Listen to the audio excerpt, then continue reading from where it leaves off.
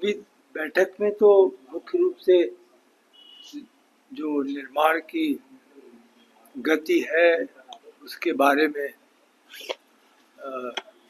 प्रारंभिक सूचनाएं जो थी वो एकत्रित की हैं मैंने। आज विस्तार से हम पूरे निर्माण कार्य को देखेंगे। अब अनुमान यह है कि मंदिर और परकोटा, जिसमें लगभग 14 लाख क्यूबिक फीट, अनुमानित 14 लाख क्यूबिक फीट बंसी पहाड़पुर का पत्थर लगना था। अब अवशेष केवल 1 लाख क्यूबिक फीट रह गया है। बाकी सभी कार्य जो बंसी पहाड़पुर के पत्थर से मंदिर और परकोटा में किए जाने हैं, अनुमानित आप समझेंगे 13 लाख क्यूबिक फीट का उपयोग किया जा चुका है। मंदिर में जो राम कथा लोअर प्लिंथ पे है, उसकी कुल लंबाई रनिंग फीट में लगभग 800 फीट है, जिसमें 500 फीट के ऊपर राम कथा के पत्थर, म्यूरल जिसको कहते हैं, वो लगाए जा चुके हैं।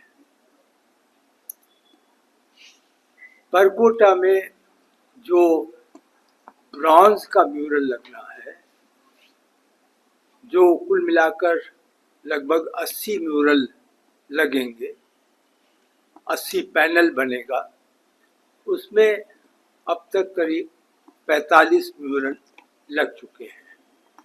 तो यह कार्य भी प्रगति पर है। आपको सुनकर यह भी संतोष होगा कि भारत में, पूरे देश में पहली बार टाइटेनियम धातु की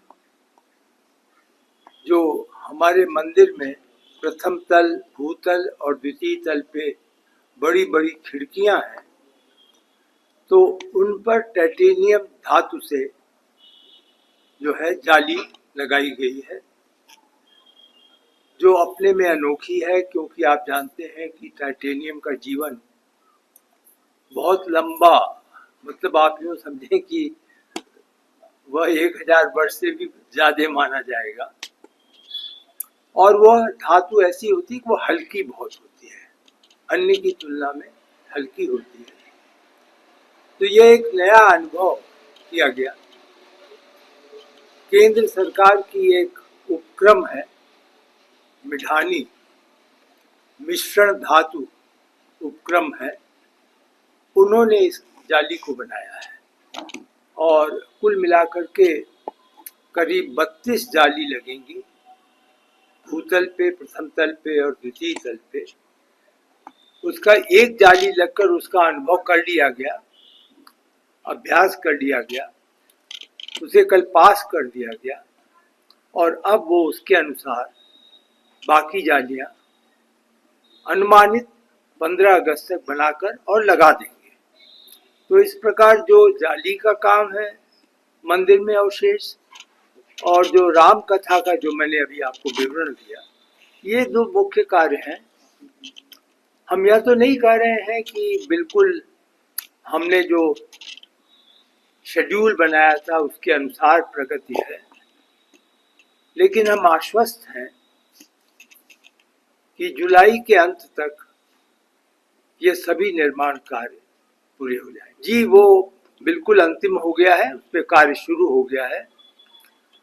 उसको हम यह प्रयास करेंगे कि बिल्कुल उसी प्रकार जो अभी तक अस्थायी मंदिर था, जो एक प्रकार से आप फाउंडेशन पे सोचें कि लकड़ी का था, तो उसी आकार का एक मंदिर बनाया जाएगा, टीक वुड में होगा। टीक वुड की सीजनिंग जो है वो एक केंद्रीय संस्था है जो संस्तुति करती है कि लकड़ी का दीर्घकाल जीवन रहे, उसको किस प्रकार हो, टर्माइट वगैरह का उन पर अटैक ना हो, तो उसका अनुपालन किया जाएगा। और उसके ऊपर वो जो मंदिर बन जाएगा और स्थापित हो जाएगा, संरक्षण के लिए अनब्रेकेबल शीशे का एक कवर प्रोवाइड होगा जो ऑल वेदर प्रूफ होगा, और इस प्रकार लोग देख सकेंगे कि हमारे भगवान अस्थायी मंदिर में कहाँ हैं और वहाँ से अब वर्तमान में कहाँ पहुँचे हैं। ठीक है।